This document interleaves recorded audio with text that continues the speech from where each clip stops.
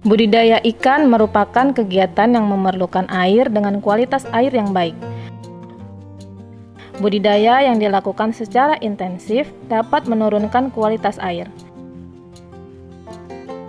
Hal ini terjadi karena sisa pakan dan bahan-bahan organik yang tidak terurai yang akan mempengaruhi produktivitas pada lahan budidaya. Dibutuhkan probiotik untuk memperbaiki kualitas air. Probiotik didefinisikan sebagai makhluk hidup yang bisa menguntungkan bagi inangnya dan identik disebut bakteri baik.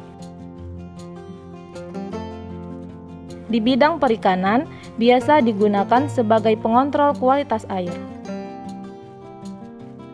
Sering sekali penggunaan probiotik ini sangat kita batasi, karena biaya pembelian probiotik itu sangat mahal, apalagi probiotik yang mengandung banyak spesies bakterinya. Oleh sebab itu, kami dari tim BP3 Medan saat ini akan memberikan atau membuat video bagaimana cara penggandaan probiotik sehingga biaya yang digunakan untuk pembelian probiotik dapat ditekan.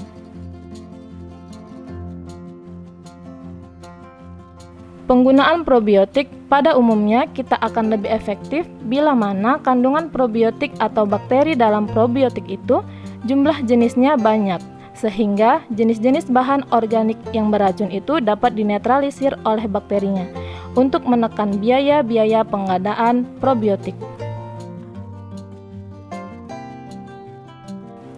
Oleh karena itu, perlu dilakukan kultur probiotik yang pada saat ini kami tunjukkan pada proses budidaya intensif, di mana pengadaan oksigen di dalam media budidaya itu dibutuhkan konsentrasi tingkat tinggi.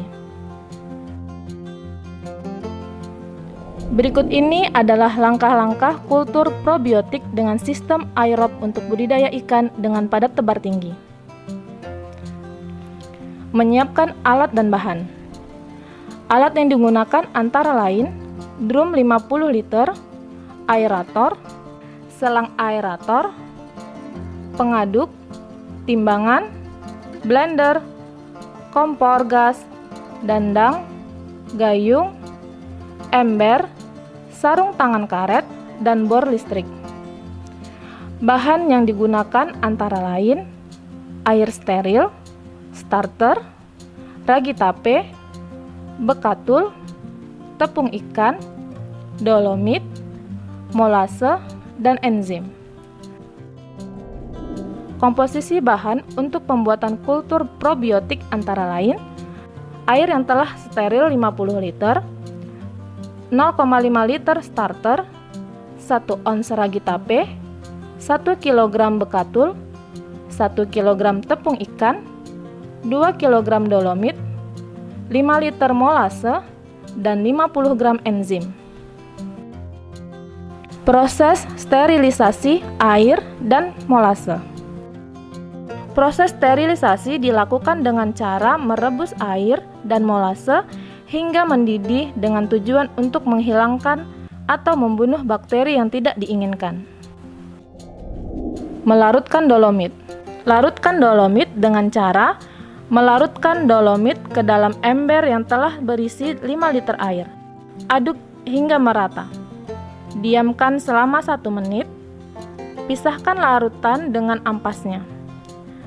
Dolomit nantinya berfungsi untuk menetralisir keasaman akibat adanya proses fermentasi. Melarutkan molase.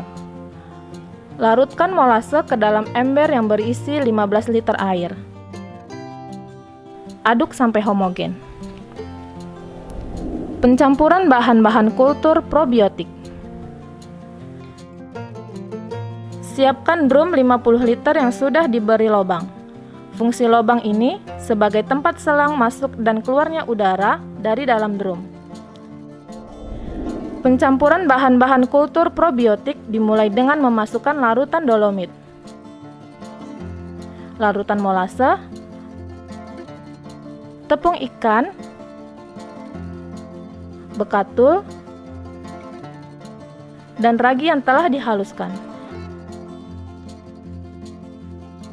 Aduk secara merata sampai homogen. Masukkan starter, kocok terlebih dahulu. Catatan, masukkan bahan yang jumlahnya lebih sedikit terlebih dahulu, diaduk sampai homogen. Lalu masukkan bahan yang jumlahnya lebih banyak dan diaduk lagi sampai semua bahan homogen.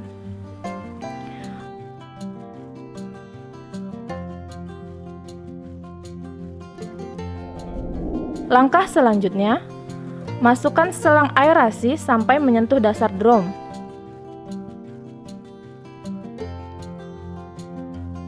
Kemudian sambungkan ke aerator melalui lubang pada penutup drum. Memasang selang pada lubang buang dan ujung selang di luar dimasukkan ke dalam ember yang berisi air. Tutup rapat agar tidak ada udara yang masuk untuk menghindari kontaminasi. Proses fermentasi. Proses pembelahan sel terjadi setelah didiamkan selama 24 jam.